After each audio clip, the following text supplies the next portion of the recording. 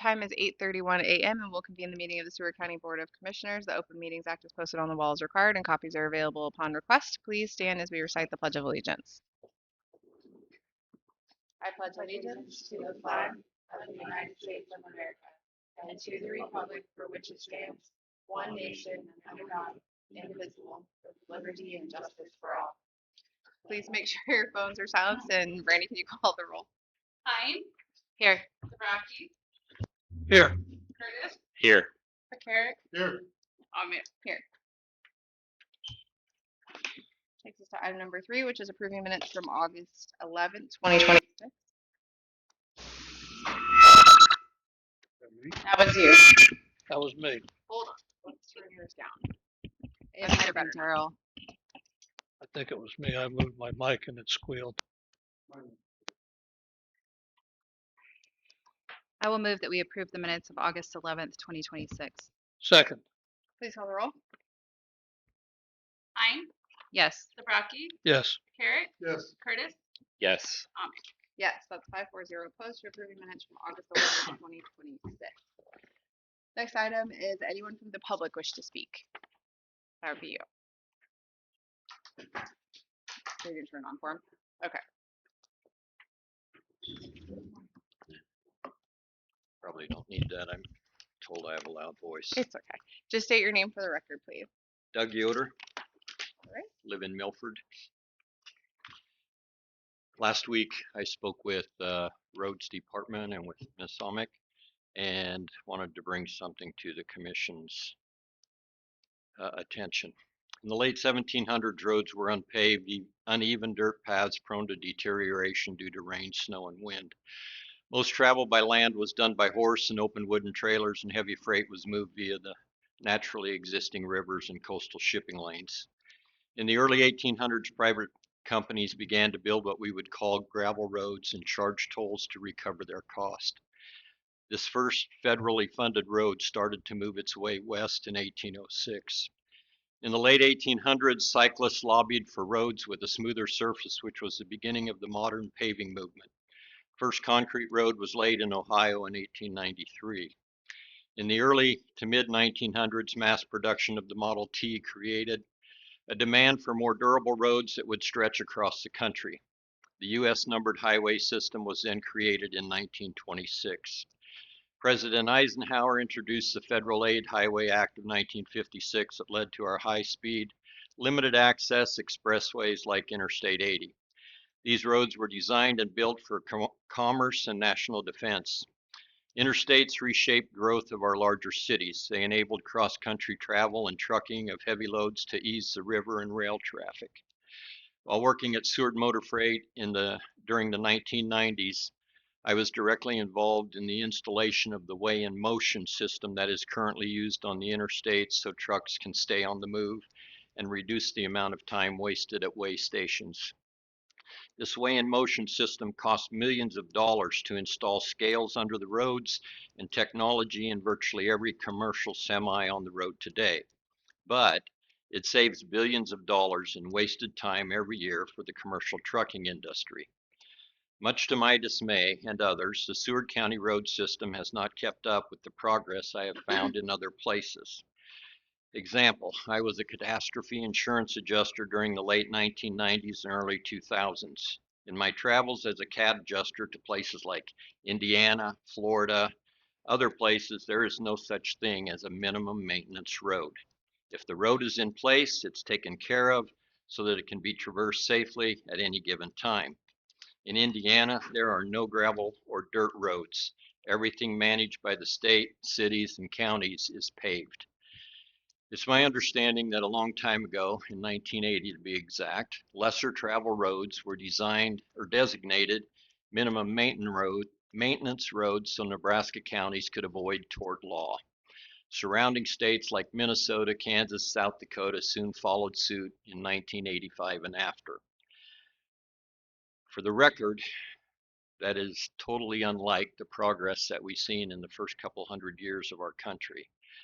Since the lesser used roads were designated as MMR, the population in Seward County has grown from a little over 16,000 to over 18,000 people. That's over a 10% increase. Since the lesser used roads were designated minimum maintenance, services such as FedEx and UPS have grown exponentially.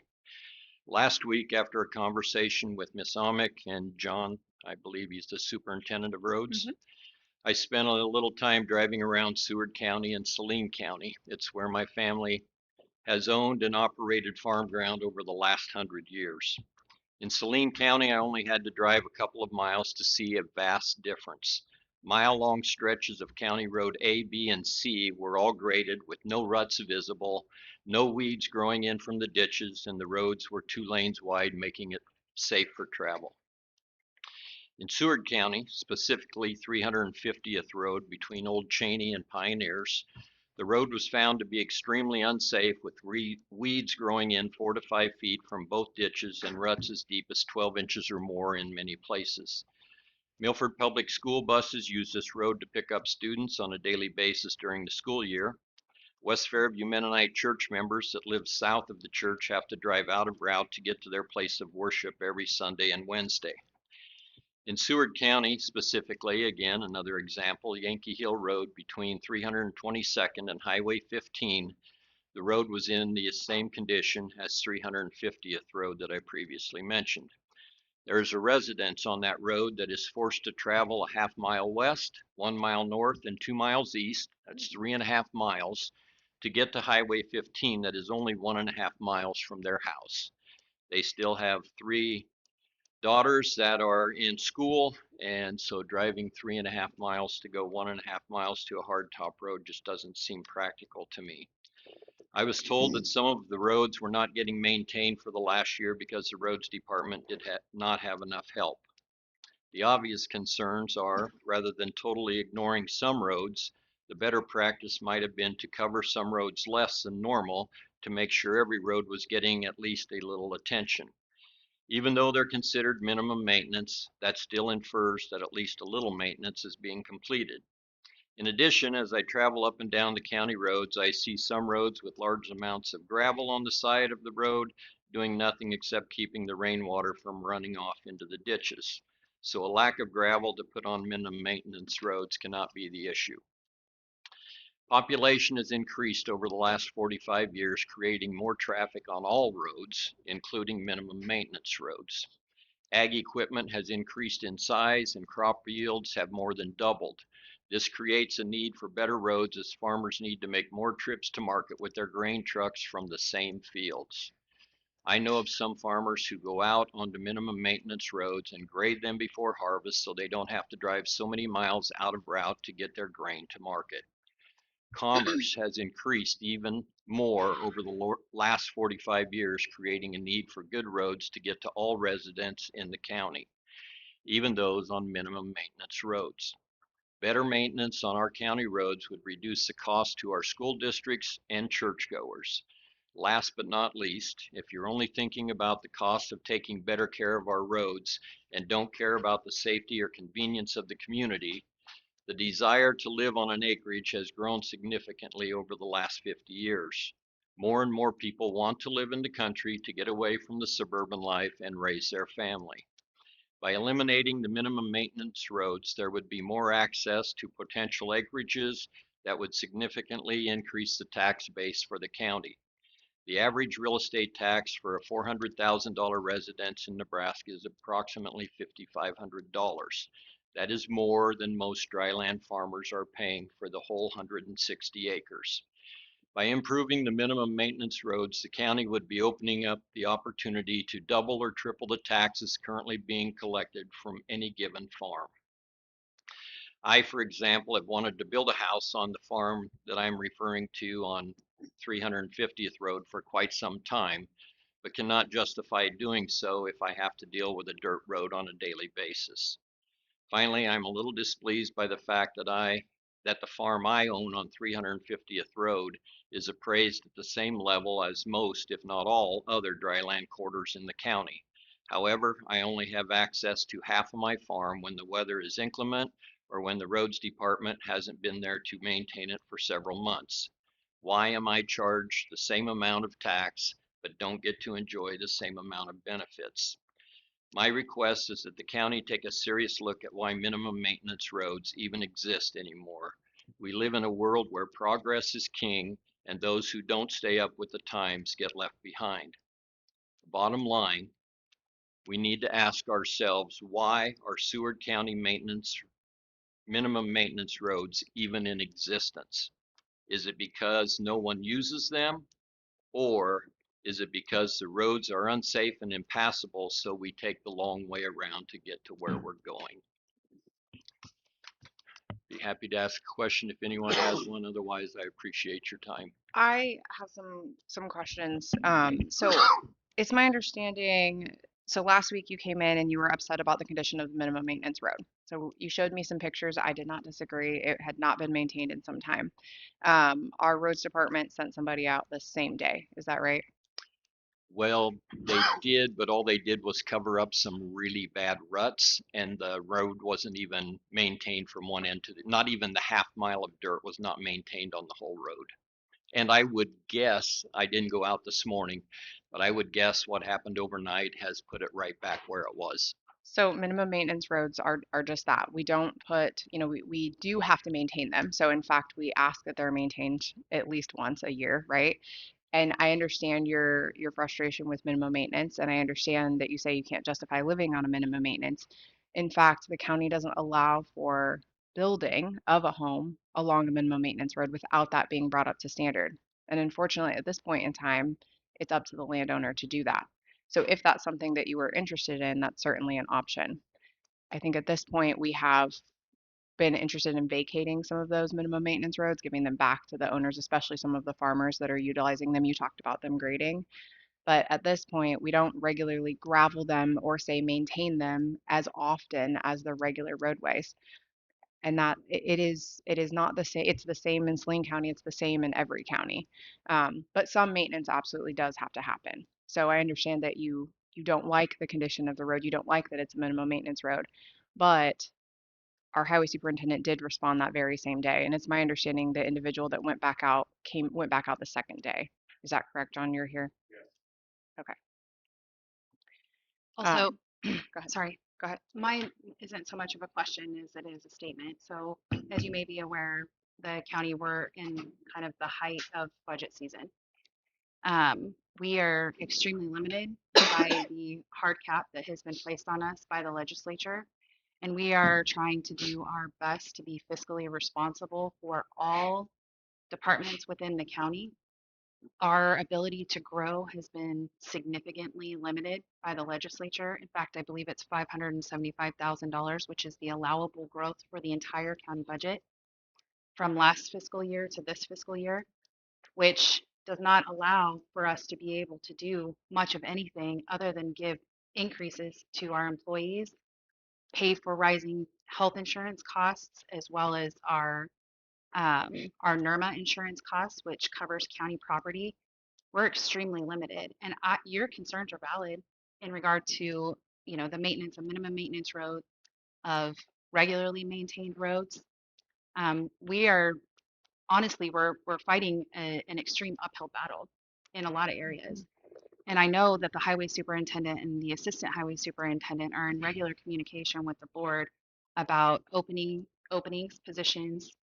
We've had sign-on bonuses for quite some time trying to bring people in. We did a significant increase for this budget year for the hard to fill positions, which are the operator positions within the road department, because we see the need and we see the difficulty with keeping staff. I just want you to know that what you're saying is not lost on any of us, and we are trying to make every effort that we can within the confines of what is allowable for growth. And it's a very challenging situation. One more thing. I know your precinct where you're at in general, and I think I shared this with you. I did not know, but it had not been maintained in some time. There was a vacancy. And to your point, you said, they could have been rotating. And again, I don't disagree. They did send somebody out there recently to kind of address some of those problem areas. But it is also my understanding that we do have someone back in the precinct that's training and that will be out there regularly again. So my hope is that some of that will be addressed with the filling of the staff. To Reagan's point, we made a wage adjustment. We've tried hiring bonuses. We are trying to get more people in there so that we don't have those vacancies and these things are not missed. So I just wanted to share that too. Anybody else? I think I can expand on what the two of you said. I do. I So just you- have, I just have one more question. Go ahead. Okay, go ahead. No, you go ahead. So essentially a lot of excuses and expect nothing to be done, right? I mean, don't- So what happened with the money that wasn't spent on wages last year for the position that was open? Because my road didn't get maintained for a whole year. So two things can occur. So those funds that were there for wages can be used for other things such as increased materials, offsetting the cost of other items that may have been able to purchase, but also money, if it wasn't spent, goes back into the general fund. Okay, so then it puts us to potentially the good for the next year because there's a little bit of extra money, right, in the general fund that then we can use within this next budget year. And what was the other statement I think that you Well, made? so essentially, it's just that minimum maintenance roads aren't a priority, so they're just going to get ignored because you've got plenty of other things that you'd rather spend your money on. I don't think that's fair. They now could they do a better job at least getting out there a few times a year to maintain those? Yes. And I think we've had that discussion. I don't think that's ignoring them though. And you know, I hear what you're saying. You're frustrated. You're wanting us to reinvest those dollars into minimum maintenance roads. That was my question specifically. What is your request of the board? So is it that you want that road to be brought up to a regular road?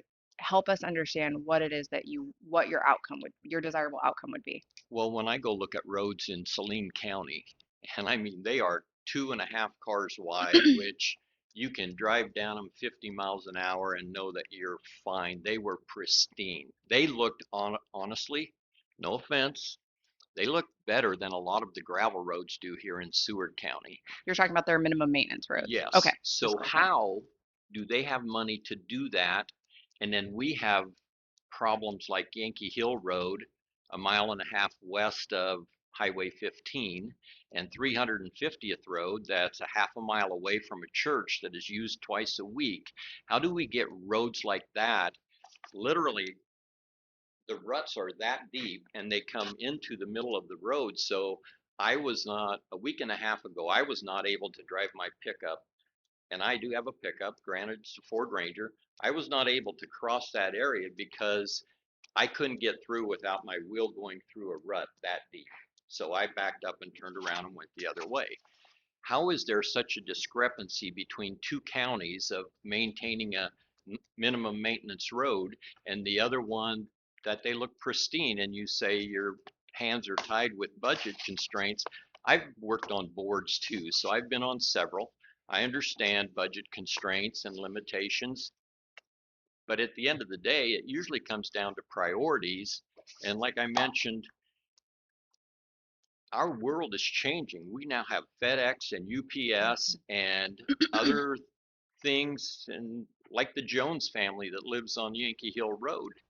They would much rather be able to drive 1.5 miles east to the highway to get their kids to school, sports events, what have you, than having to go west first and then north and then back east to get to a highway. Does that make sense? There's got to be some money that can help improve these situations. Our world is changing. Are we going to keep up with it, or are we just going to sit back and do what's been done for the last 40 years? I want to clarify again. Is your request that we bring, it sounds like 2 minimum maintenance roads up to a regular road? That's your request? Honestly, at the end of the day, I don't think there should be a minimum maintenance road in the whole state of Okay. Nebraska. So your request is that we change all of the minimum maintenance roads in Seward County to maintained roads, right? Well, at least let's go talk to the neighbors. I mean, if there is, because I'm going to say I didn't go over every square mile of Seward County, and I know that there's some more minimum maintenance roads when you get up toward Ulysses and places like that. Maybe there legitimately is a road that doesn't need to, because literally no one goes down it. It might even be pasture ground on both sides and farmers just go down it once a year. But every road I'm referring to has traffic on it, substantial traffic every day. Anything from anybody else? Doug, you'd mentioned progress and putting things, moving things forward as far as getting the roads paved, like your example of Indiana, all the roads are paved. Pretty certain, I've been to Indiana and Iowa, they do not have square miles. So they have a lot of options there as far as paving roads. Unfortunately, Nebraska decided, hey, let's put a road every square mile, which in my world is kind of dumb, but then again, it's there, so we have to live with it. So part of this is the way it was. You had given us a brief history of U.S. roads, which I appreciate. But there again, also what Nebraska decided to do with square miles, it does cost a lot of money. And one of your examples was a $400,000 house at $5,500 a year in taxes. Well, you understand that we don't get that $5,500 in taxes. The Milford Public Schools gets a majority of that. We're about 26, 27%. Right. So you're looking at what $1,500 to do what you're asking us to do as far as minimum maintenance roads. Now, I can't sit here and not agree with you that our roads do need help, and I would be lying if I said that. We're working on it. It's something that was neglected for many years, and it's just gotten worse, and we're trying to catch up. Now, I don't want to give you any excuses because I don't live in excuse world either. But right now, I don't. Where should we take the money from to do this?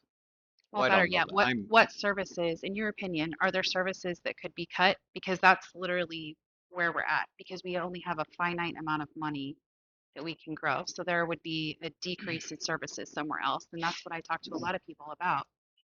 I'm not suggesting that something be cut, but I was suggesting that if we look at this from a progressive standpoint and the $5,500 that I mentioned for a $400,000 house, my understanding is if land in Seward County is zoned a certain way, there can be as many as 4 5-acre residences on a quarter, Right. That's true. correct? Yep. So essentially, 4 $400,000 houses, and I just picked that number because that's probably an average, maybe a little bit less, maybe a little bit more. If you put 4 of those on a road, now we're looking at $20,000 plus in real estate tax, and your part of that goes up significantly, right? So I'm not saying that it could happen on every one, but I'm saying right now, every time one little piece of land comes up, there's 20 people fighting to get it.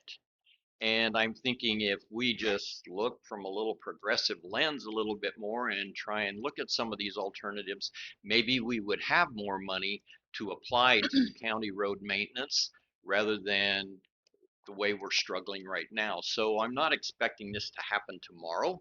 I'm just suggesting something that maybe the board could look at over a long period of time. This has been in my family going on for 100 years, okay? This specific farm, 50 years. My father owned it, now I own it. So we've been fighting it, you know, every time it rains and I have a day off and I don't have anything else to do, I go out and cut trees out of the ditches. Well, I can't even get to this road because I have a 2-wheel drive little Ford Ranger pickup.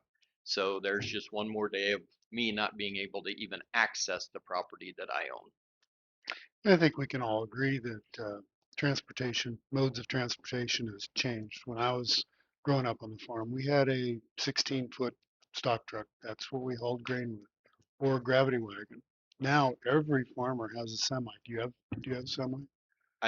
I'm out of the farming Okay. business. I lease it out. But I mean, the things, and you'd mentioned UPS and FedEx and all those trucks. Everybody's got pickups and Suburbans, and we're using the roads have been used so much more than what they were designed for.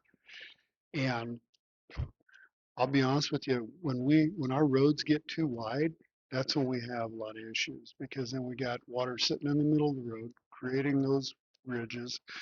You had mentioned two lanes wide on a minimum maintenance road. Well, I would disagree that we want 2-lane gravel roads because then you have the issue of getting the water off the road when you need to get the drainage off. Otherwise, that water just sits in there and it gets pounded out. We get the ruts. And I understand you're talking specifically about minimum maintenance roads, but I'm talking about just the gravel roads in general. Well, all of And our gravel roads are 2 lanes wide, right? no, they're 28 feet wide. Well, but one can go east and one can go west They at the same can. You time. can meet somebody. Yeah. Yeah, Yeah. so I mean, I'm not suggesting that we have wider roads than that. I agree with you. The wider road you get, the faster people are going to drive out of Exactly. control. You name lots of Exactly. bad stuff.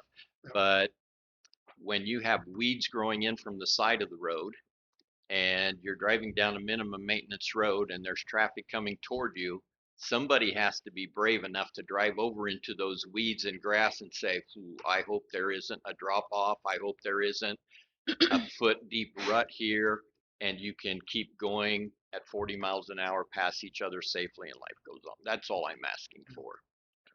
And I think honestly, most minimum maintenance roads, the biggest reason that there is an issue with ruts is because the road isn't crowned a little bit. And in some cases, there isn't enough of a ditch there that when it does get a 2-inch rain like last night, it doesn't run off. The water comes off of the shoulders onto the road and makes it worse. Agreed. You know, I'm not even suggesting maybe to start with, we just crown some of these roads and get the ditches dug out a little bit so we don't have those issues. Sure, you're going to spend a little bit more money to do that up front, but then the maintenance would go down significantly. Thank you. John, you have heard all the comments today, and I just ask that you connect with him after today, okay?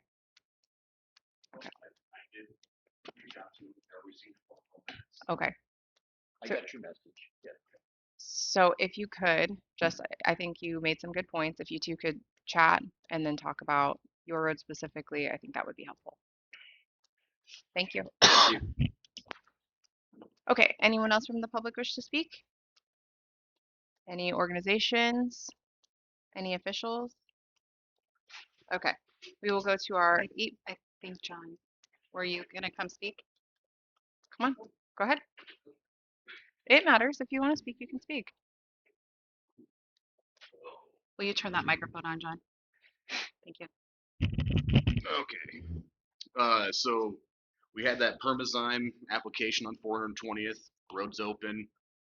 As of right now, we haven't received any phone calls that it turned south on us. I mean, we were out there yesterday morning. It's hard. It's set up. So we're hopeful that it's going to hold up. I'm curious with the rain today, how that will look. Yep. And our plan is to put a little splash of gravel on that just to give it some traction. Okay. I reached out to Misty and Reagan about a hot in place asphalt recycling demo that's going to be going on. We received an invite from Hall County. It's going on just outside of Grand Island. I think it'd be beneficial we kind of take a look at this because we've got some asphalt that is deteriorating. So I'll bring back pictures and video and that just so we can share with the board so we can see what this process looks like. Greater positions. I mean, as of right now, we're full. We still have one guy down in N precinct that's being trained. Hopefully this week he's done with training and then can be on his own.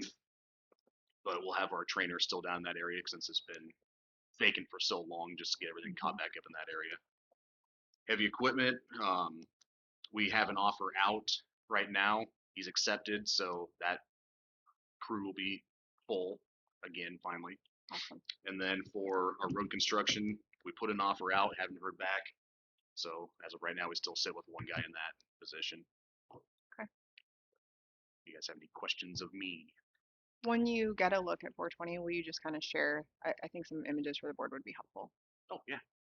Just curious what today will bring. And then the roads that I contacted you and Trevor about yesterday afternoon, I believe it was 462 Davy Road. Yeah. What is being done or what has been done? I know that you guys were sending somebody out there yesterday. Yeah, they got maintained yesterday. Okay. We didn't have any truck drivers here yesterday. They were out sick, so we weren't able to get any material put on it. Okay. So just kind of waiting to see what happens today with the amount of rain that we got. Okay. And then is the plan to go out and put material on then Yes. tomorrow or whenever the roads are in a condition where trucks can get on there? Yeah. Okay. Thank you. One more question. Trevor, did you speak to Mr. Roth yesterday? Can you please make sure to follow up with him again today? Thank you. Anything else?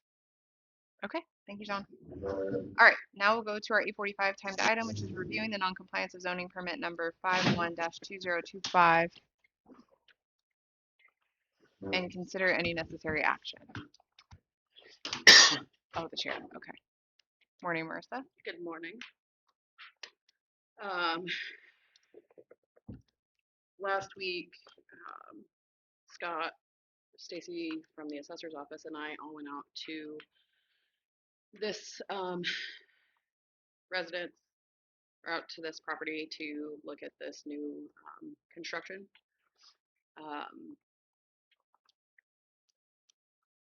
It's almost completed. I think they said they have just a little bit of, they have to install the mini split, trench in the propane line, and some electrical they needed to finish up. This And then is some finding. this is on the two-story. Yep, this is Okay. on the two-story. Okay. The pictures that I sent you, I did not take those pictures. There are no stairs. I didn't think the county would want me climbing on a ladder that is not owned by the county to go take pictures. So these are pictures that the owner has sent me of the upstairs. Was there any discussion about what the change in the plans was? A little bit. She just stated that they went through 5 or 6 different revisions. And it was not clarified if those were before or after she submitted her permit. I think there was All multiple four districts. contractors as well. Yeah, there was some issues with some contractors.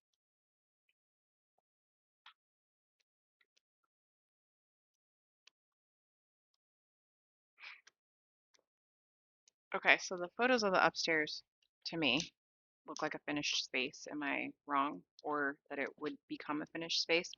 And it looks like it says the what you sent, I'm just reading what you sent, says accessory dwelling shall mean a building separate from the primary building for use as a secondary dwelling, which is incidental to the main dwelling. Only one accessory dwelling allowed per parcel. And then the following provisions apply. It says A, the allowable area for an accessory dwelling shall be limited to 25% of the primary structure's finished living space, not to exceed 600 total square feet.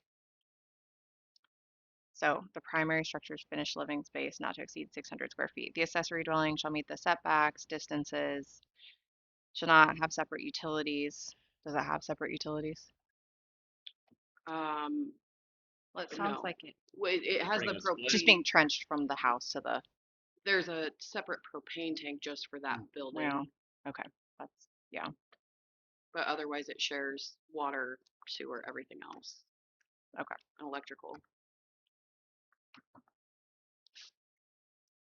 And I remember from the pictures you shared the first time, there was a door on the outside, so stairs would have to be built to then get into this upstairs space, which is not finished. So did they give you an indication as to what this space is supposedly supposed to be? They stated that it's going to be for storage. There's electrical, a lot of electrical outlet. That's what they told me, is that it was going to be for storage. What's the plumbing look like in here? Has it been roughed in? It's It's finished. complete. It's finished. So there's no plumbing upstairs, but you can tell. We didn't have access to the upstairs. So I think going back to the permit, and I'm probably going to defer to Barb here a little bit. It talks about, and the regulations also talk about zoning inspection upon completion. So I think when we talked about occupancy, the certificate of occupancy, which you said you were working on or had something, I think there still needs to be, when they're finished, I think that they're gonna have to tell you that they're finished and you're gonna have to do an inspection. Am I wrong? I mean, they're not finished right now. And then, That's what's in the regulations. and if at that time it's found that this goes against the regulation, then we will have to take action. Am I incorrect about that? I think so. I was out of the office yesterday, so I didn't have a chance to look at it at any of this. So I will have to look into it more. But yeah, essentially when it's done is when the inspection for a certificate of occupancy takes place.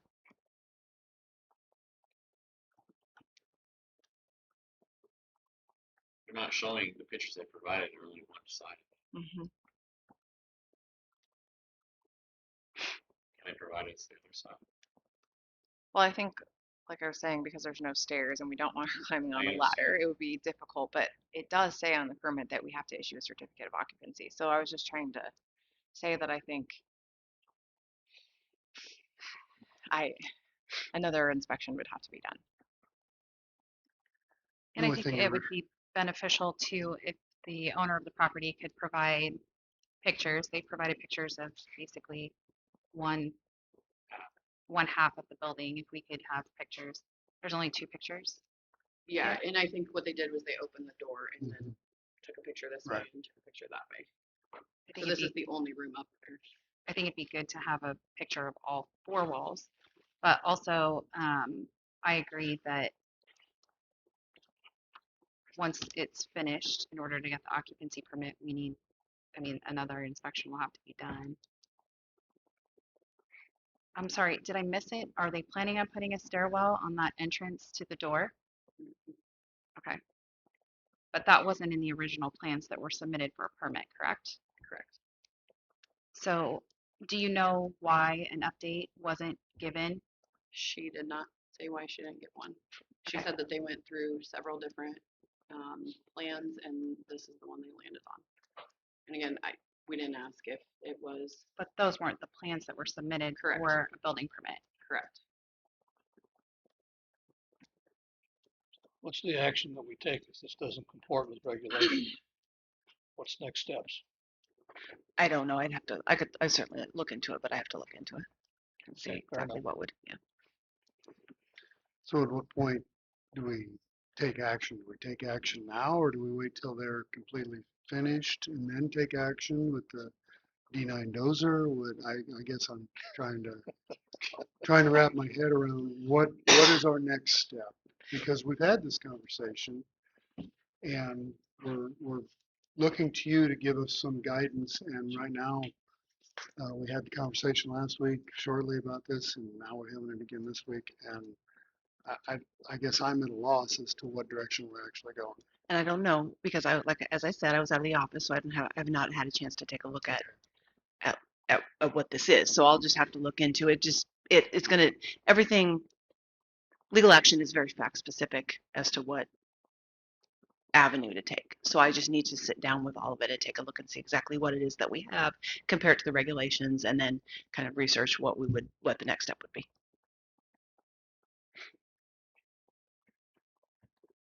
Any other questions? Um, So do we bring this back around next week for discussion then, once you have a chance to look at it? You can do that. Okay. You want- Yep. Okay, so we'll put this one back on the agenda for next week. We'll go to the next item, which is a review of unpermitted structure in precinct A and consider any necessary action. This is also being brought back from last week. Last week, Stacy Rudiger from the assessor's office and I went out to look at this property. The landowner was very kind, we scheduled a time to go and review it.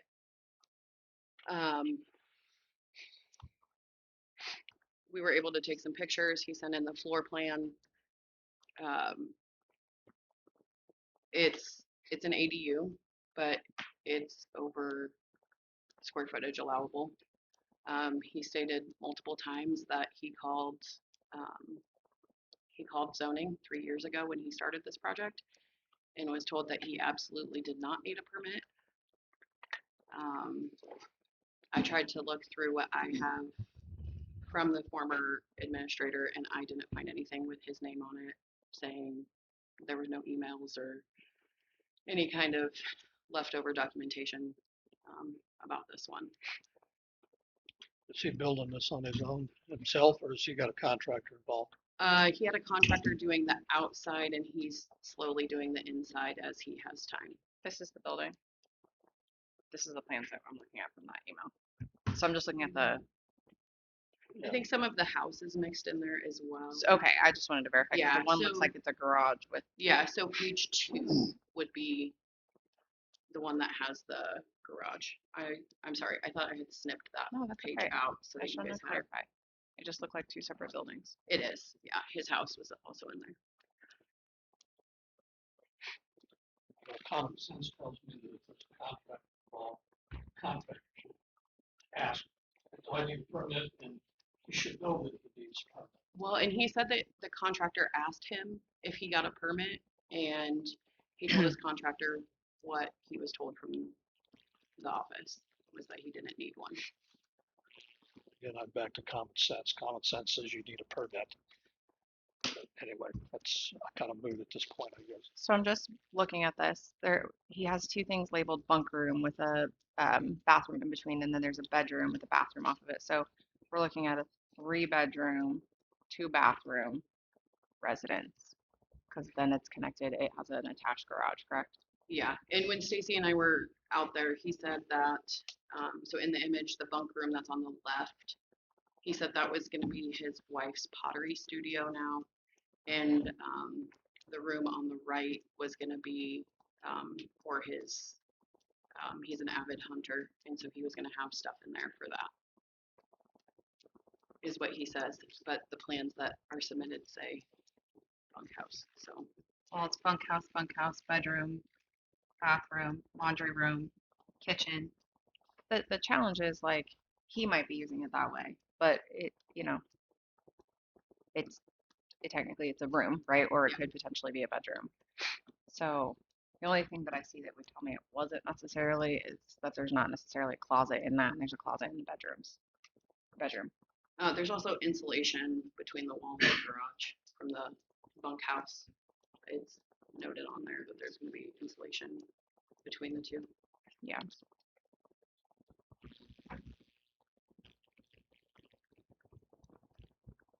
Okay, so just so I'm following this correctly, the bunk rooms are separate from the bedroom, laundry, all of that, right? Yeah. There's no access. There's a solid wall between the two. Yep. Okay. What is the square footage of it without the 2 bunk rooms? Trying to-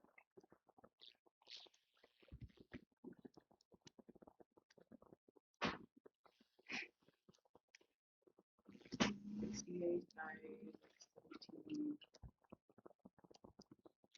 13, 7 inches.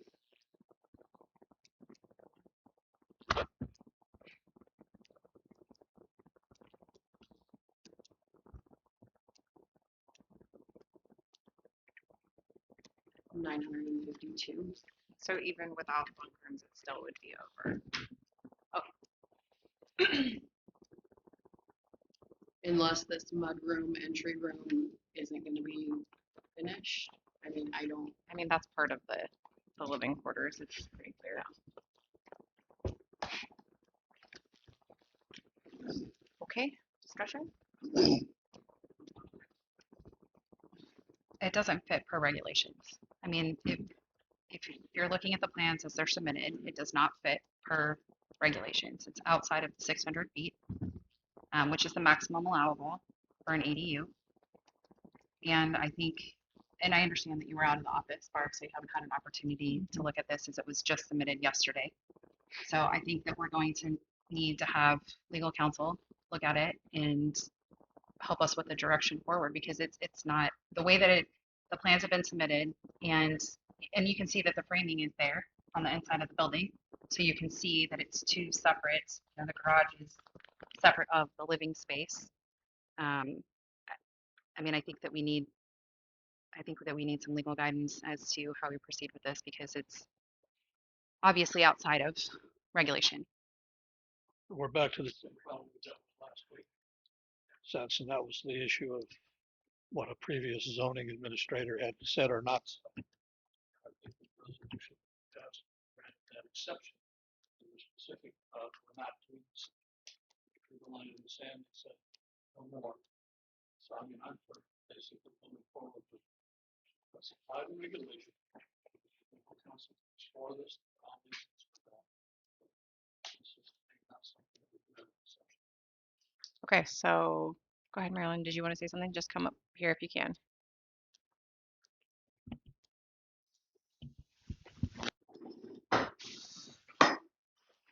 I was just going to tell you that we are sketching it like a house. Mm-hmm. It meets what we call a house, especially with the interior finish that's going to be in it. And so I will be coming to you to add it to the 2026 tax rolls. I don't know if you want to go to another back year or not. But then what we do is try to figure out what was done as of January 1, because that's my assessment date. Right. And we will put a functional on it, an obsolescence, to reflect what was done on January 1. And then we'll be doing during this year later on callbacks to see what else has been completed for future value for 27. Okay. Thank you, Marilyn. So Barb, I think the same as the other one. We just need you to take a look at this and we'll put this back on the agenda for next week to decide what action, if any, we're taking. Does that work for everyone? Yes. Okay. All right. So we will put this back on for next week, give you a chance to look at it. Thank you, Marissa. Thank you. All right, we'll go to our 9 o'clock timed item, which is authorizing the chairperson to sign a 1-year lease with CAT Financial for a mini excavator.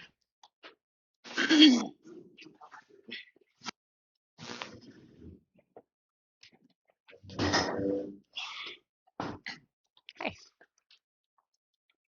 So, actually, If you can, when you come up, just state your name for the record.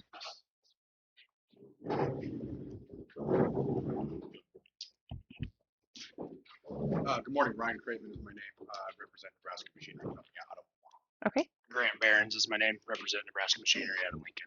Okay. yeah, so, I know we had some, I guess, discrepancies with the lease agreement for our mini X. So we asked the representatives that deal with this on a day-to-day basis come in, answer any questions that you guys might have about the lease agreement and wording.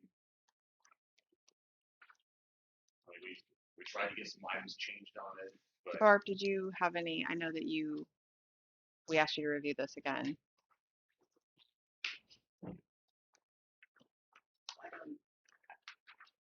I know that I reviewed it again. I need to send some additional language and it's up to the board. But from a legal perspective, the documents should reflect the actual situation. These documents are a situation where we can purchase the equipment. Yes, you.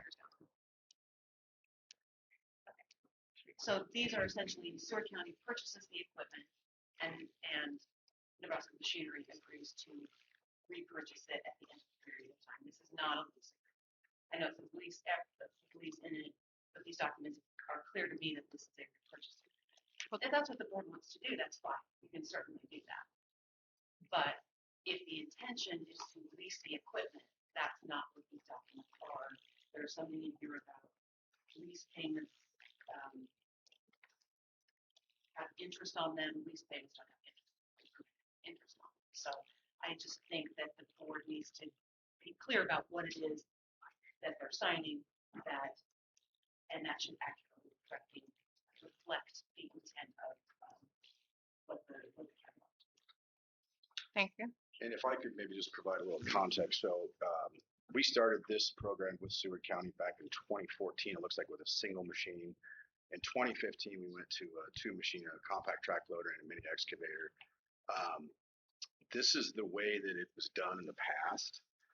We were able to change this to a lot less invasive paperwork process with the help of Caterpillar. It's a heavily subsidized Caterpillar program. The only way we're able to put a new machine out for a year for $7,000 is heavily subsidized by the OEM. They've unfortunately forced us to go back through their finance arm, which is Cat Finance. But it looks like we've done about 16 of these with you folks. Last signed in 2021 by John Culver. Not sure if he's still there. The documents package is the same. Um, Caterpillar defines it as a FLOP, finance lease with an option to purchase. So basically, there's a payment that's made up front by the county. Then the next payment, which is the final payment with interest, is paid on behalf of NMC, paid by NMC on behalf of Seward County. We take possession of the equipment back.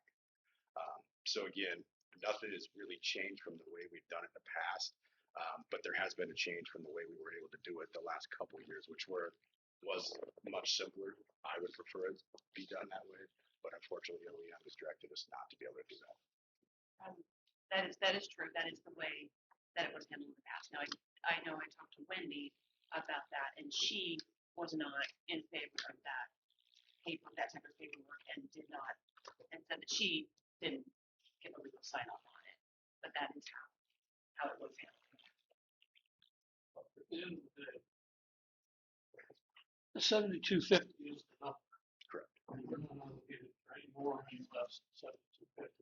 Yeah, correct. And it's not gonna go through the gyration of what's in the document. But at the end of the day, that is our financial responsibility if we sign this document. Well, I would Not disagree. exactly. Yeah, because if this first part right here where it says parties, this first document, you can see it saying that we'll do the final payment of 50,000 upon completion. So we're signing saying we're gonna have that $50,000 there. This is an invoice, the initial invoice for the year, which is the 7250.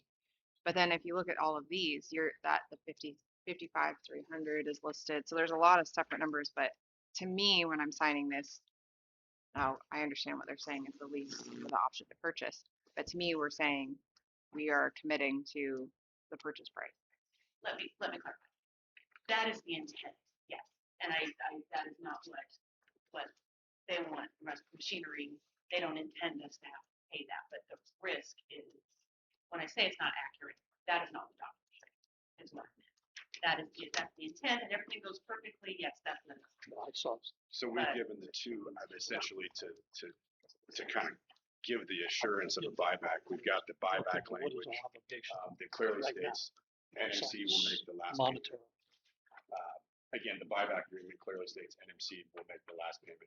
There also is the non-appropriation clause, which I believe is in almost every governmental lease, according to Cap Finance, where basically you've got the money this year. If it's not appropriated for next year, you have the non-appropriation clause that you could take advantage of.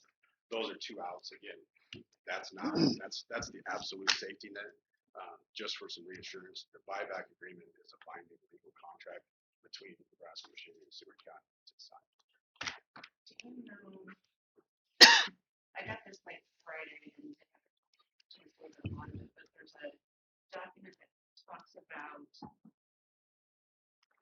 providing the minutes of the meeting with the funding document. Yes. Is that the funding? That would have to be funding for the full amount though, because that's the amount of that. Just the down payment. So, But The down payment, so that's again, a down payment would indicate that we're purchasing. one-time payment down.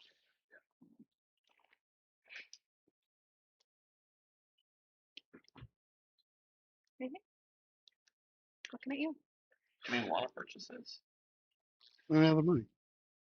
We'd have to go to inheritance, purchase the whole thing. It'd be $60-some thousand. Hmm.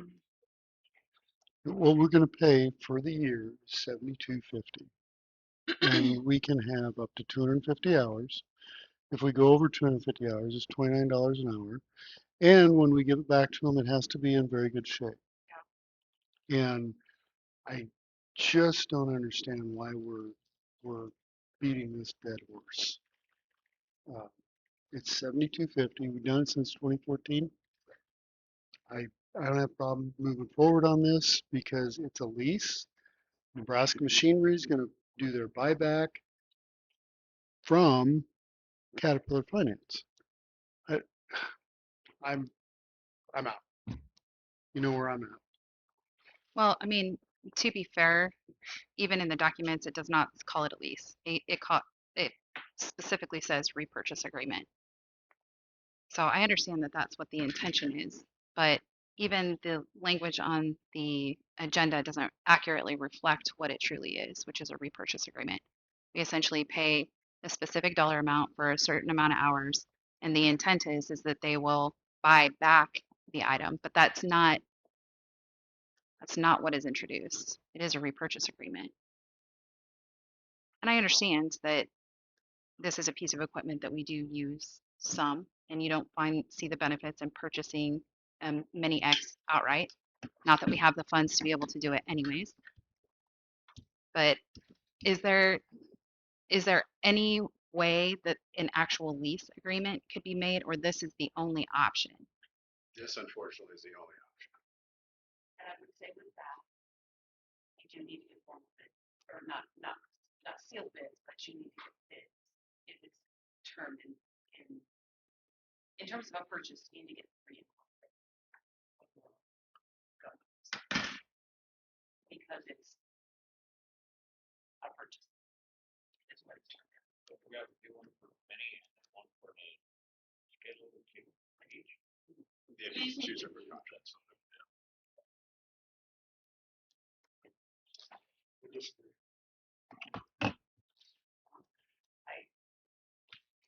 It's a purchase, so I'm not sure what. It's a lease. Did you guys get bids in the past? You knew? I know that Wendy asked I about don't it, remember. I don't either. I know bid process in the past for this. and it doesn't. Again, it doesn't need to be sealed bids unless it's means over the threshold. Yeah, I understand that, but Yeah. I don't remember any kind of bid previously related to this. And this thing comes around, I think, once a year, doesn't it? Yeah, but I don't recall it being this specific document. If I recall, if memory serves, it was an actual lease agreement in previous years. It's been this way through 2014, and then at 2022, we went to basically a one-year rent. essentially. That's Not really So a lease. it's a that's what I different recall. agreement that we're signing. Switched back. Yeah, then unfortunately, it's reverted back to. So it has changed. Changed back to the original, yes, the original document package. This document package is the exact same that it was in 2014. Correct, but I don't believe anybody that's currently on the board was on the board in 2014. No. No. All right, if legal counsel says we need to go out and get bids, then I would be in favor of getting bids. Same token, I view this, as does Scott, that it's a lease. So you come back with bids, and this winds up being the low bid, then I would be in favor of moving forward with this document. But that's just me. Anybody else? Anything? Well, I agree that if legal counsel is giving us guidance that we should receive 3 informal bids, then we need to follow that process. Jonathan, anything? I agree with that sentiment, but to me it says lease here, not lease purchase or and or. Where? Sorry, let me find it. Amendment B or attachment B, contract number. Governmental is a heading, governmental entity resolution to lease, comma, purchase and or finance. Purchase or finance, and with when the other document is a lease purchase agreement, that indicates that that certain county owns it. Again, you can certainly do it this way, and presumably everything will just go fine. But I am just pointing out that there is the risk at the end if the rest of the machinery goes under or something like that, and Seward County would have to make that payment. I'm just providing what these legal documents are.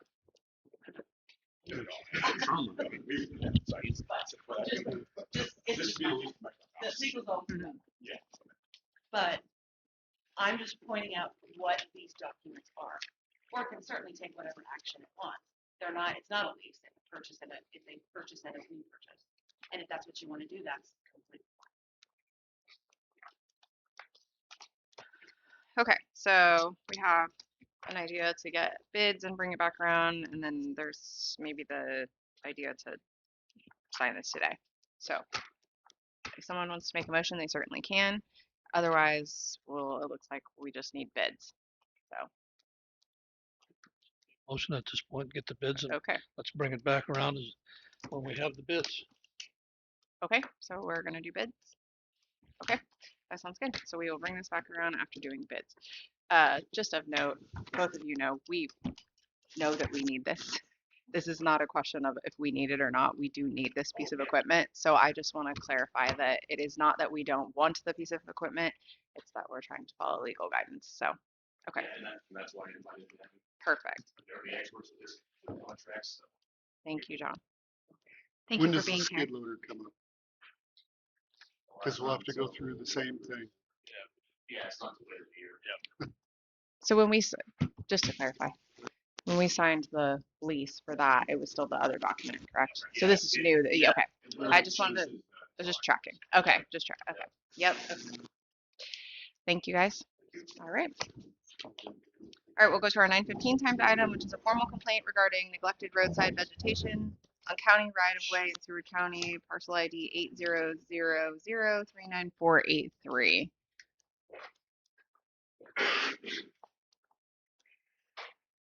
Morning, Commissioners. Morning. Morning. Red, Taker, 2614 East Seward Road, county resident, just east of Seward here. We have a parcel out there that needs your attention. We went through some avenues to try to get it resolved, and they don't work at this point in time. A little history on that. Did you guys happen to get the pictures? Yes. Okay. So drove out and looked at it. so did I. that's good. What do you think? There are weeds there. Big weeds or small weeds? They're smaller than what's in Ridge Run. That's a city issue, right? That's, Clarify. So we're in the county at this point in time. And some of those, as I took a yardstick out there and put in there, they exceed 36 to 45 inches. You can see on the solar array that this parcel owner put in, those weeds are starting to go up from there now. The right of way on that, Garber Road, and there's some question there, and I might ask that either the city or the county take care of that. The Garber Road is actually the east side of it, or the west side of that parcel. The south side of it's East Seward Road. Clearly, you know, the markings on the street signs that have been put up, I don't know if the county put them up for the city, but they actually don't have Garber Avenue on there, which has developed some problems with some deliveries and certain things down the road, but it still is Garber Avenue. It borders this, and that's county on roads. So history on this, the previous owner allowed right-of-way to be mowed and maintained over the years and had a bunch of pine trees in it. That storm last year caused havoc on the city and the county, and those trees were taken out by the new property owner that's had it, and then went back in and tried to do some landscaping and some tree planting, and as you can see, it didn't turn out very good. So what's happened was the actual right-of-way, the 33 foot from the center of the road going east into her place, which would probably be close to 18, 20 feet of that, was always maintained. I went over and maintained it for quite a number of years, and then when it changed hands, I was told that property is not the county property, and that to stay off of it, don't maintain it for. Well, then the city came in sometimes, and they would run that route out there, and they mowed it, and then they got chased off, my understanding. The county has been out and mowed it sometimes with a death mower, just took a swipe at it. We had cooperation for a number of years until this year from the county weed office, superintendent's office. We'll go out there and resolve it by spraying it. They just come down that right away and just spray it, and it was taken care of. I did call your weed superintendent. He met with me out there. He went back through. At this point in time, he can't identify any noxious weeds in there. So that then brought it back to this. The county has the obligation to have the property owner clean that right away up, or mow it or maintain it, to that degree that it's supposed to be. And so he suggested till these noxious weeds do appear, which we don't want them to, but they probably will. you got foxtail grass, cheatgrass, pig grass, bottle brush, seed heads in there. They were all identified, but sooner or later we're gonna have some musk thistle in there if nothing's maintained with this. Not to say just because you would be, somebody would abate that 18, 20 feet of that from that curve back, that it's not gonna happen anyway. So we're just asking that, and for action on that, that the county board would consider your options on that and have it inspected and move forward. Brett, I have a question. I apologize, I did not look up the statute that you included, but that is the one in reference to that the right of way needs to be maintained twice a year. Is that correct? Yes. Okay. So I believe, and John's here, so he's going to correct me if I'm wrong, that the first step in that would be notifying the roads department, and then our roads department would send a letter. If no action is taken from the letter, then the county has the ability to go in and basically, for lack of a better word, force control, right? Force the issue. The abatement. Yeah, yeah. So I just want to make sure that we're not skipping a step by sending the letter out first if it is indeed in county right of way. Well, as I put in there, Commissioner Chair, on that section 5 in there, just to ask that the county board of commissioners by motion approve Sure. to have somebody such as John inspect the west side of the parcel of that, determine whether vegetation is neglected or not. Basically what you just said. I think that that is completely reasonable. Often we'll get calls about within the county as well. We'll get calls about areas, and typically the process is we call John and Trevor. They go and take a look at it, and then that letter is sent. So they're here today and they're hearing this. So I just want to clarify that that is the process. We're not going to skip you. Yes. Okay. Okay.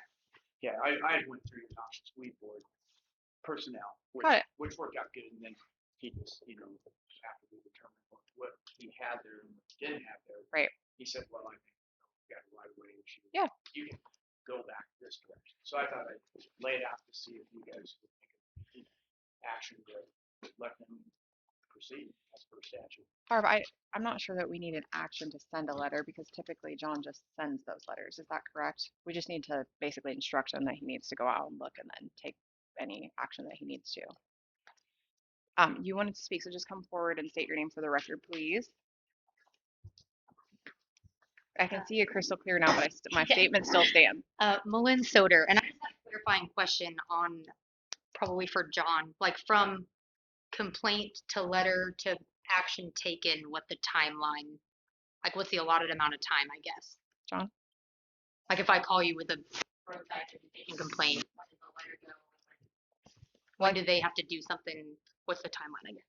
So once. Can we please have John come forward to the microphone? We need to have John come forward to the Typically they have. John. Oh, sorry. Oh, you're fine. You're fine. Okay. Typically they'll have, well, as long as they're able to receive the certified letter, then we give them 30 days to rectify what's there. But if it's not, then force control happens. and how quickly, so if you were to go out today and take a look, how quickly would you issue the letter? I think that was part of our question. Oh, we would issue a letter probably this week. Okay. And then they would have 30 to 40 days from receiving certified letter, and Yeah, then it'll- action, you guys go. Yeah, clean so it up? the letter will state. Yeah. In verbatim, it'll Yeah. say you have 30 days from the receipt of this notice to comply, and then it'll state the steps below it of force control will be implemented, and it'll be charged to them. So. Okay, and does anyone know how the rule stated, like, is it so many feet off the roadway, or is it just from the middle of the road to the middle of the drainage? It's just within the right of way. Okay. So anything beyond that would be on private property. Yeah, which is 33 feet from the center of the road. 33 feet from center Yes. of The road. road going each direction, Okay, and that's their responsibility to maintain. okay. Can you spell your name for me? Oh, yeah, it's Malynn, and last name is Codr. Okay, thank you. Okay. It's not something that's such That's why we needed it too. So Oh, I didn't we, realize I was Daryl supposed to Daryl come brought that forward No, this morning. John brought that to me this morning. Okay. It looks like this is something that the city of Seward, assuming that this falls in this area here. Of maintenance. Yep. That the city of Seward would be. There's actually an interlocal agreement. Okay, well, we talked to the codes department before, even going to the county Mhm. noxious weed, and, from the administrative side of it, my understanding, Tim's back here, which we know better. But I was told that, the interlocal agreement and the 2 mile zone is for zoning purposes and that, but as far as enforcement of, I think this is a different document. Greg or Tim or both of you, would you mind coming forward? Thank you. I think this document is when we did the paving and when we put the in 2022 there was a document that was signed regarding maintenance, future maintenance being done by the city. Yeah. So I think Greg that's what she Butcher, has. City of Seward, City Administrator. I looked at this morning when Tim gave it to me. Again, if we want to speak to intent, I think the intent was, since I was the one that negotiated and we have the city, I can tell you what the intent was. It was to take care of the road surface. We're paying to have the road surface installed predominantly. We will snow clear it. If it breaks down, we will maintain it. I don't think we're going on to county right of way public. Because again, your right of way is different than my right of way. I'm not going on to private county residents' property and enforcing nuisance or because the problem is, how do I enforce your ordinance? I can't. I don't have jurisdiction. It's in the county. You guys have county rules on that. I think it can be easily enforced. But I don't think the intent of this roadway one was to have us enforce all the mechanisms and everything. I wouldn't come in there and not, like, it would still be to John to figure out if they need, just like we did with Brett's culvert. I'm not picking who gets a culvert and who doesn't, how the drainage works and things like that. I look back and you're right next to me, I'm sorry. hey, that's all right. So he applied to the county to get that culvert permit or how they put the parking in the right of way and things like that. Yeah, Yeah. permit had to go through. We just agreed to maintain that roadway surface was the intent. And I just got this, and so I just looked at that portion. And I can see reading it either way. Yes. Without looking at the whole document. Yep. So Well, if you look at the whole document, there's a fun one in there that says the things expire. So I was looking for that. look at number 11. Yeah, number 11. But again, those don't make sense in the context of what the intent was. The intent was is we'd get involved in this project. It said all future maintenance of the roadway. So I mean, regardless, the first step is still a letter, whether it was you or us or whoever, we have to send the letter out. Yes. So he'll have to go look out. If it's found, then he'll issue the letter, and then we can do force after that. So he laid out the timeline. That's, I think, where we're at right now. Is John needs to go out, he'll inspect, and then he'll send the letter if it's deemed necessary. And then if not taken care of by that time frame that he states out, then we abated Yes. back. Correct. The only downside is it does take some time. It but, does. hey, so that'll work. Everybody good with that? John, Yes. you're good with that? Okay. Thank you Thank very much for you. coming. Okay, we will go to our, you guys, let's just circle back to the untimed items really quick and then we'll go to our 9:30. We'll go to commissioner reports and Jonathan, we'll start with you. I met with, finish all my HR responsibilities here for this position, and I have talked to Clark Coltman on the 4th of July committee and also the Visitors Bureau. So I have those meetings scheduled for this month. So forth. Thank you. Good job. It's all you, Scott. All you. Hello. Okay. All right. So last week, as Melissa pointed out, went to a property review on 140th, and we talked about that. It's going to legal now. Did have a veterans meeting, which we now have our new veteran committee member, Kyle Hinkle. So we've got Dave, Marty, Tom, Kyle, and Peggy. So we're full on our veteran committee. And what I had done is I had given the Veterans Committee the state statute 80-101 so that they can utilize that to work on bylaws. And I'd given them a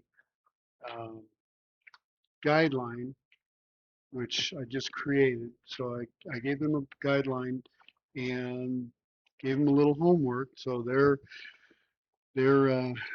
their role in this is to go back to their posts and Legion and get ideas from the members as far as how they want these bylaws to look. And they asked about a time frame, and I said, well, I would like to, since they only meet once a quarter, I'd like to have this done by the middle of next year. Actually have bylaws in place. Next meeting, they're supposed to bring them back, bring suggestions back. We'll work on it at the meeting, and then that will be our draft. And then the following meeting, hopefully we'll be able to get bylaws installed. So there's going to be a lot of work coming ahead. Can I ask or Oh make yeah, a comment and go ask a question on that? Okay. yeah. So this is not the first time I went down this very same road with Well, them. we'll find out. But my question is a part of the bylaws going to help us in identifying where the members come from? For a very long time, there's not been representation from certain posts in the county, and I think it would be helpful. I think at the last time we were talking about this, we were like, okay, you kind of section it. Maybe it's like Utica, Beaver Crossing, Milford, Pleasantdale, and they rotate. So like one term, I'll just pick on my area. So Milford's going to get it this term, next term Pleasantdale's going to get it, unless they were to maybe pass or something like that. But I think it would be helpful just making sure that there's equal representation from all posts in the county. That has not happened the last 2 times. I will remind you that I brought forward a name from Milford who has not had a seat on that committee for a very long time, and they are the second largest in the county. So I think just having that designation would help us as a board, just figuring out where to pick those individuals from. And they're actually working on a application so that Awesome. when we do have an appointment, the board will have, thank you, Reagan, for suggesting that. Yeah. That the board will have the information about each member and can make their decision based on that information. Thank you. Thank you. So it was a good meeting. It was a short meeting, which I was surprised. But and then they gave all the reports as far as honor guard and color guard and whatnot, Utica days, and I'm not going to go into that. Also did go out to the Permazyme application. Got to admit, I was a little skeptical. So I want to here this coming week, I want to go out and take a look, see what the results are. Apologies for not understanding what that is. It's okay. What is It's the a additive. They're we add it to the road and it creates a hard surface. So it's to help with areas of heavy traffic like 420th Road. It helps reduce the amount of damage that's done to the road, hopefully. So it And I holds say back hopefully. dust and That is erosion. an element of it for a time, yes. But that's not the intent Right. of it. It's to actually help create kind of a Crust, surface, a crust, so that there's less maintenance that is required on the roadway as a result of the amount of traffic and so on and so forth. So what is it? Is it very expensive? It's actually not. This is the least expensive one that we've looked at per mile, but it takes a lot of work to put it in. So essentially we have to tear the road up, mix in material, mix in the enzyme, and then pack it. Just put it in the right, like fix it. Yeah. Correct. Keep it. Yes. Correct. Yeah. This is a test mile. This is the first And time then we've when used it. they manage it in wintertime, is it going to tear up that crust? They say no, but time will tell. That's why we're doing test sites, and we're doing test sites throughout the county in different areas. So one is coming off of Highway 34, where it's kind of a high speed into a residential area. One is just a heavy traffic residential area. There's 420, which is heavy truck traffic, and then we talked a little bit about Junto. There's that hill, that kind of gets beat up quite often too. So we're trying it in different places to see how the application holds up. And it's also something that you got to be cognizant of what your soil composition is. Yeah. If you've got sand here, but you got clay here, there are different requirements as to how And that's you going to apply. vary wherever. Yeah. You got to know the area. But the soil samples, just so you're aware, the soil samples that were taken from the original designated spots were all good candidates for this material. I have to get better at knowing the roads. Going out there and just doing a Sunday drive, I guess. Yeah. So I mean, when they're working that up, it has to be certain consistency. So they have to add water to get that road to that consistency, so that enzyme can actually work into the road. like I said, I'm excited to see what it does. Only time will tell. All right. Okay. Anything else, Scott? Meetings with zoning, zoning meeting last night. That's pretty eventful. It was, pretty quick. Was it record? All the zoning members do have microphones now, We do. which I think helps quite a bit because some of them are a little bit soft spoken. So I think that'll help. For the next time that we do have some public there, I think it'll help tremendously. So that's basically all I have. Okay. Thanks, Scott. I will try to be here for sake of time. Brandy and I met with the auditor and we discussed several, Jeff from the auditor's office, and we discussed several things about the budget and allocation of funds. And we'll discuss more about that when we go to further budget discussion. And then Brandy and I met about budget in general, just kind of trying to make sure that we had all of the same things and we didn't miss anything. So I think we spent quite a bit of time on that day. I went out and I looked at the Permazyme twice. The day that they applied it, I went out just to see kind of the condition of the road. It was scary. Like Scott said, it was just very mushy and very torn up. I did not see it when it was packed at that point. And then I was able to get back out there on Sunday and again, I'm very curious what the condition of that will be today, after today. My hope is that it's great, and I know that they'll work with the rep to do what they need to do.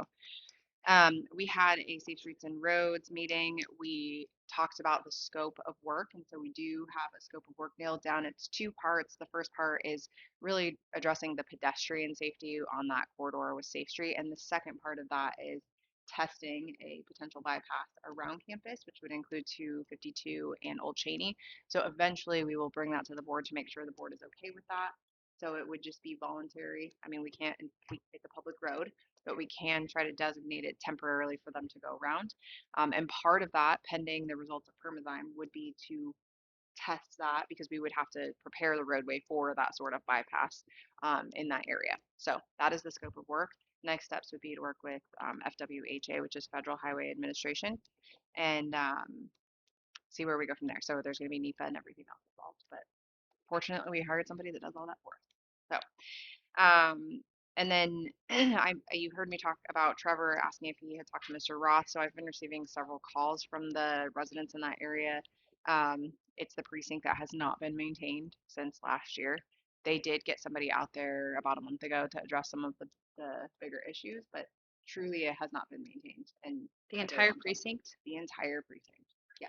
So when we're missing someone, don't the other precincts just take on?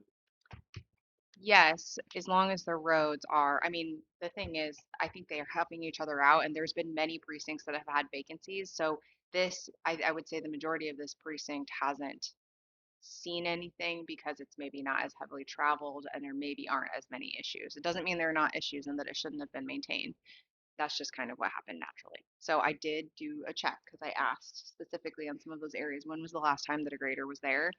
And it was October. So, again, since then they have been out there, they have been working. There's somebody that's training. I think people are being patient, they understand, but I do get a high number of calls right now from that area.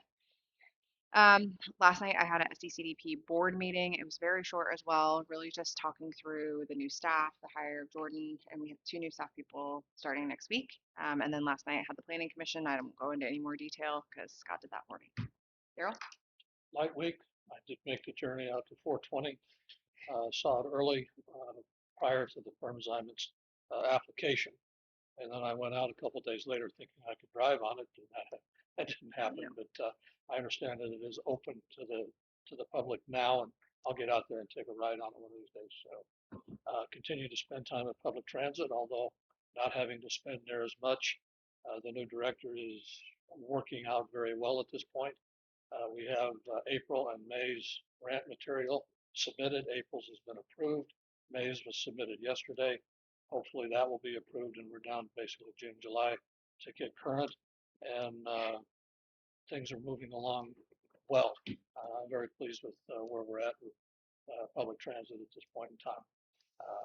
I do have some things this week. I will be out of town the 20th and the 21st, as I have a normal board meeting out in central Nebraska.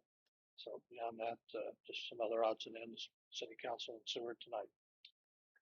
Reagan? Okay, I've had quite a few calls regarding road concerns within the last week. Um, Quite a significant increase from previous weeks. So I've had a lot of conversations with John specifically and some with Trevor as well about roads within my district. Lots of ruts with these slow rains. It's creating a lot of issues with ruts and so on and so forth. So they have been getting people out there pretty quickly. As you heard John discuss this morning, now that we have had more rain, it's going to be a little bit longer until we can get some material out there because of the weight of the trucks that do more damage. So I'll be following up on that as well. I did go out to see the application of the Permazyme. I will be going out this week to see how it has set. I did touch base with John yesterday, and he said that because they have the packer out there, still he did have them go over, I believe it was on actually Monday. They had him pack it down again. So it'll be interesting to see how it withstood after these last rains. I have a meeting set up with Carson Adams. He's a new employee at Four Corners, and he will be taking over for Sim, who retired from Four Corners, and he will be the representative for the juvenile comprehensive team. I also sent an email last week to Tom regarding the microphones and transitioning to wired mics as opposed to battery operated mics. He emailed me back again this morning as I sent him a follow-up. I will touch base with him by phone today. I've also been working on going through the budget and reviewing the fact sheet since last week to better understand kind of where we're at as a whole going into our recall or our callback hearings next week.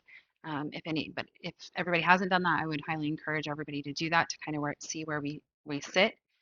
I also have an introductory meeting with Alicia and Courtney, who's she's the senior center director in Utica, so that's scheduled for Thursday morning. I forgot. There's not. Yes. On Friday. And Alicia, she actually emailed me and let me know that that was already Okay. set up. Yep. So, and then I've also been following up with her every few days just to see how her adjustment is and to encourage her if she has any questions at all to please don't hesitate to reach out. That's all I have. Thanks, Reagan. Okay, we will go to our 9:30 timed item, which is executive session for potential litigation. We need a motion to go into executive session. Move to go into executive session or potential litigation. Second. Okay, call the roll. Zabraki, Yes. Hine, Yes. Garrett, Yes. Curtis, Yes. Almond. Yes, that's 540 post going into executive session at 9:58 a.m. Want to say who's going to be present? We'll have legal and the board present. Barbara, you can say. Okay.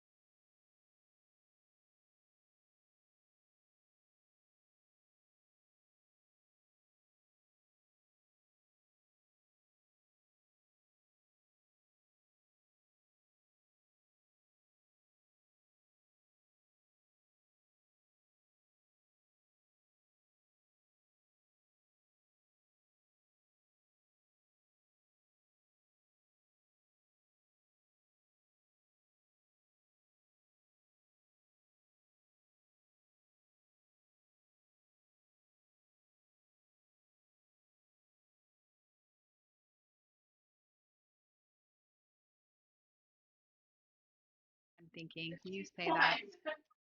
You're. Yeah.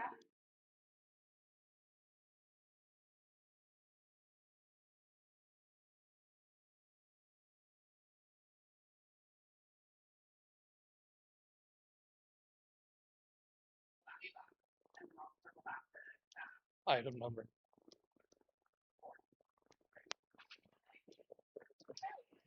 All right, it is 11:47 a.m. We need a motion to come out of executive session. Move to come out of executive session. Please call roll.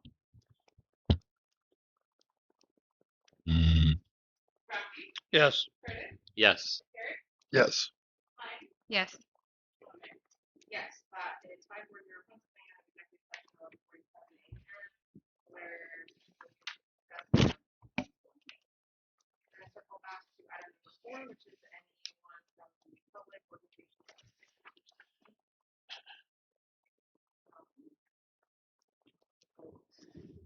Can you? Thank you. Hide your video. Oh, I mean, yeah.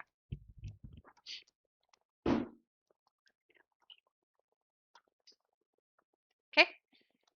Okay, so I made contact with the property owner out on East Seward and Goldenrod Lane about the weed formal complaint. What she is trying to do is she's actually trying to establish native prairie grass that her neighbors directly behind her in Ridge Run currently have. She's spent relatively a lot of money on this. Yes, it has weeds growing up, but the grass itself is not established. Once it's established, it'll choke out all the weeds and they'll no longer be there. I guess with that, how are we wanting to proceed with this? So can I ask a question? If somebody were trying to do the same thing, not, I mean, I understand this is in a residential area, but we can't treat that any differently than any other right of way. So if they were doing the same thing in another right of way, how would we handle that? Like say out on the county road. Well, out in the county roads, it's in the ditch. This is totally different with it being residential and there's a curb and it's their lawn. So We don't do lawn nuisance in the county. No, we don't. But the ordinances would come from the city, would they not, for the ATJ? Because like within Milford, they're, you know, because of the nuisance stuff that they have going on, it's default to the city because it's within the ATJ. Yeah, that's where I'm at. But then prairie grass can obstruct view, right? The whole point is to have the view. But I don't think it's necessarily obstructing any view. It wouldn't because It's not a view, it's a nuisance to Baker. Okay, but when I think right away, I'm thinking the ability to see the vehicles, right? That's the point. The corner's not. Nope. The corner is not impeded at all. See, and the difference in all of this is the fact that if you go into Ridge Run, they have a PDU, which basically says you can have those grasses. They're encouraged even. Yep. And if you drive around in there, you'll find that a good many homeowners have those grasses. A lot of them go them flush. A lot of them just let this thing grow, and you've got weeds and you've got volunteer trees. And the homeowners association hasn't really gotten after those people that I can see. So now she wants to do the Ridge Run thing, but she's not part of the PDU. She's out here in the county. Okay, but you're saying it's not in the right of way. So is the right of way not the same? Well, that's where I guess where things get a little murky because there is no ditch.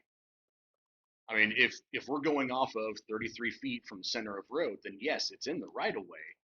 But is that still 33 from the center of the road in residential areas? That I think That we need I don't to know figure out. because right of ways are totally different with the city. And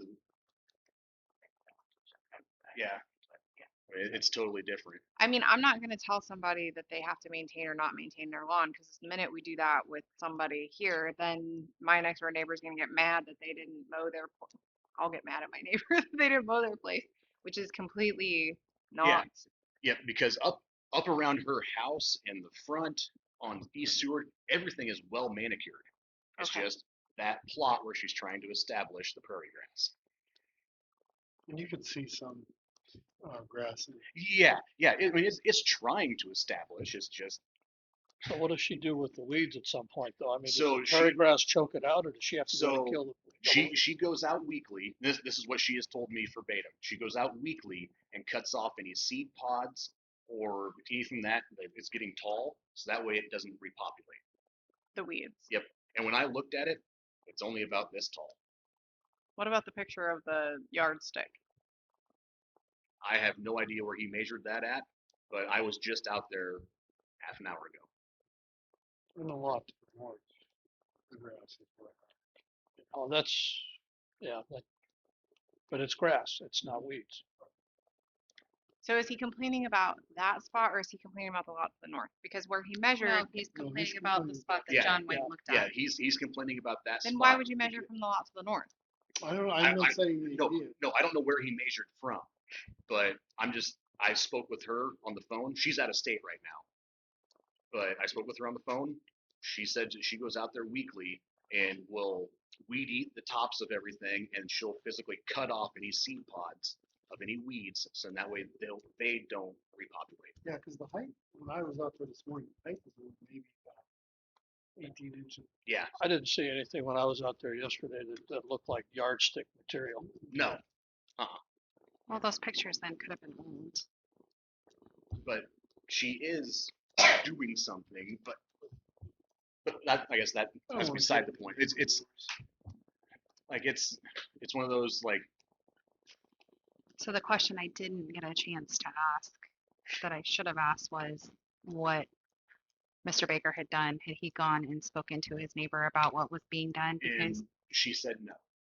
so Because I asked her the question. I feel like a lot of this stuff can be resolved with just a simple conversation. And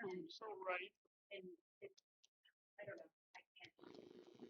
I can't say what somebody would or would not do if they had that information, but knowing that it sounds like she is taking every effort to try and keep things from reseeding for next year, and the fact that she's trying to plant native prairie grass, which is consistent with the neighborhood around her. I mean, I think it sounds like she's doing her due diligence.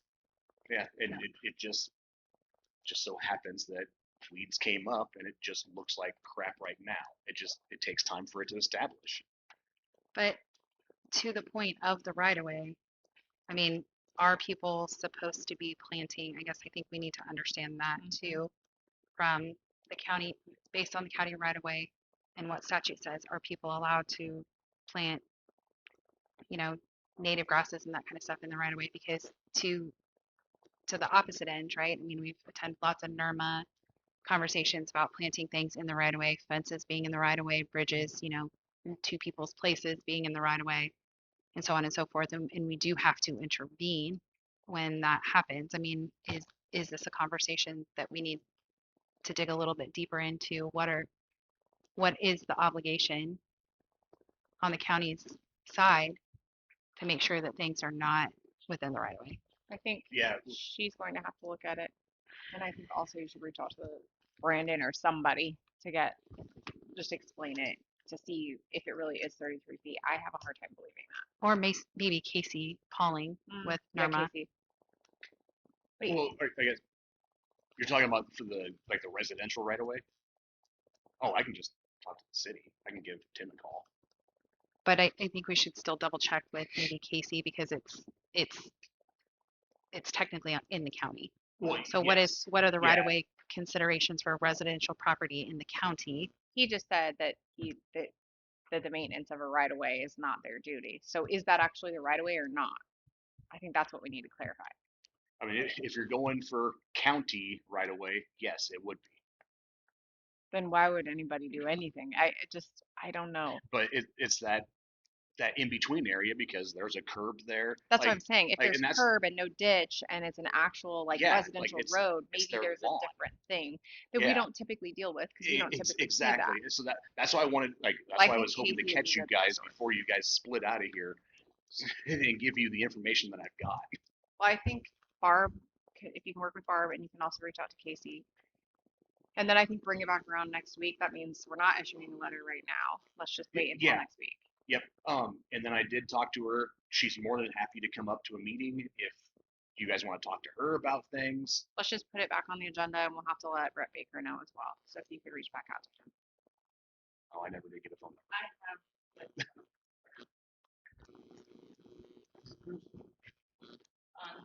It's on. Randy will give you the phone number. Right away in the city, I can speak a little bit to that. I mean, I look at my place. I have it. and it tends to be from the curb to the It's in the sidewalk. Yeah. Now, in my case, the curb to the sidewalk is only about 4 feet. Yep. Now, when I redid that house 30 years ago, that sidewalk used to be almost 25 feet off of the curb. And I moved it with the city's permission. But I look at what they've done in the neighborhood. If there is a tree in that right of way, it's the city's problem and they will take it down if they think it's necessary. They'll even come in and grind the stump. Mhm. You get on the other side of that sidewalk with a tree and they want nothing to do with it. Yeah. So it's that odd situation that we don't deal with. But I'll reach back out to her, see if she's available to come in next week, and I thought he talked to Lily. I thought I kind of thought think he said that. too. But there was a lot of neighbors here and that's a little frustrating when I'm not talking to her. Was she surprised then or? oh yeah, yep. Okay. Well, I think I'm gonna reach out to Extension. Ask them, if you're trying to establish native grass, can you mow it because of the weeds? I mean, maybe this is something that, hey, what if she mows a strip between the curb and her native grass? I think that we need to figure out what Well, I think that we Yeah. need to figure out what the right of way. And if you go into Ridge Run, there are a couple houses that do have that.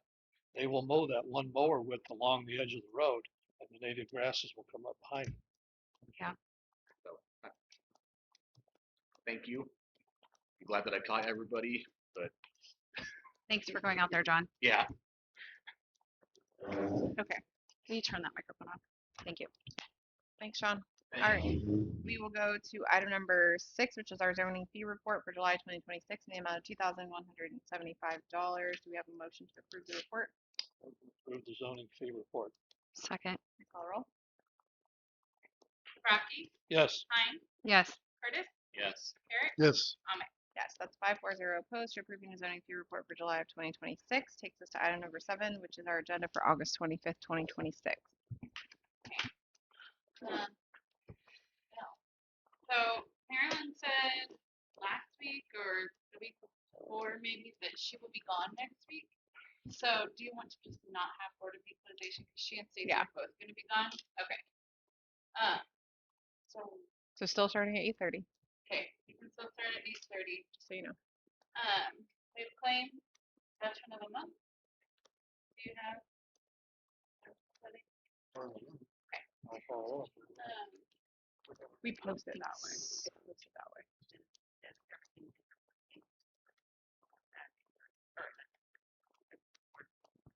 Well, no, because we start other meetings at 8:30, like the off Board of Commissioner.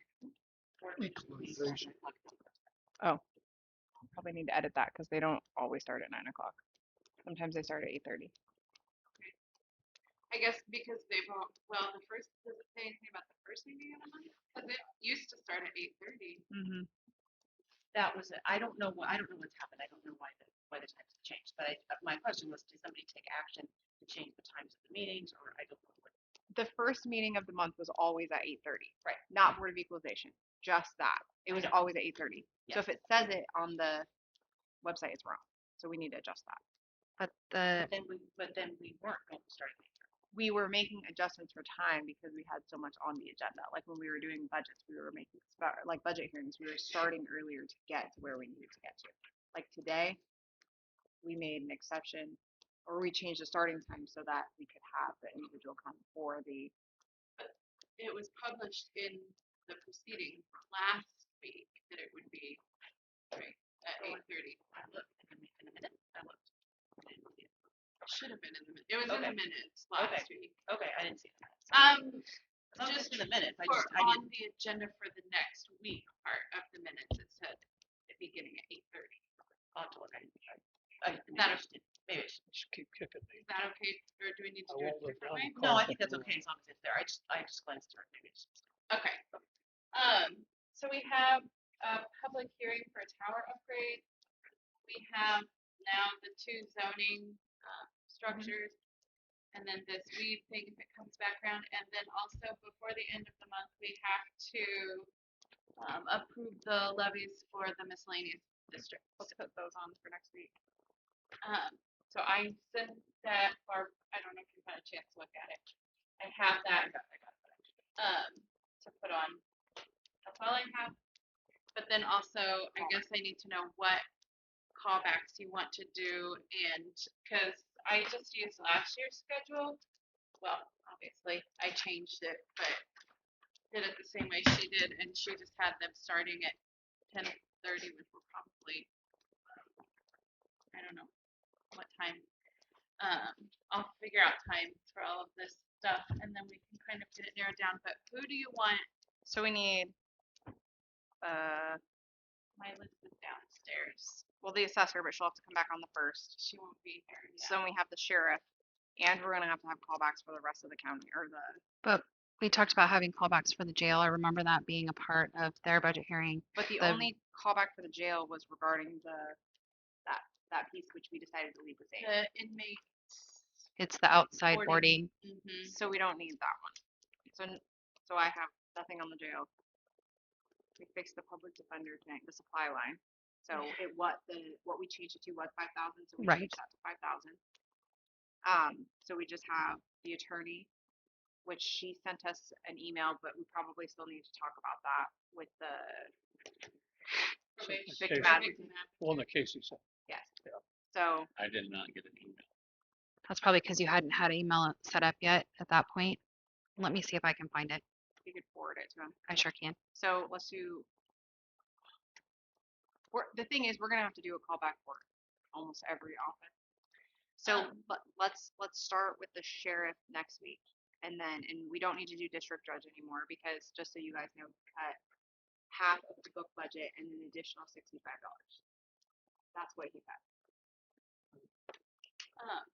I talked to Marilyn yesterday. She sent me, we have to provide the information for the postcards, and the cities, everybody has to have it to provide September 4th.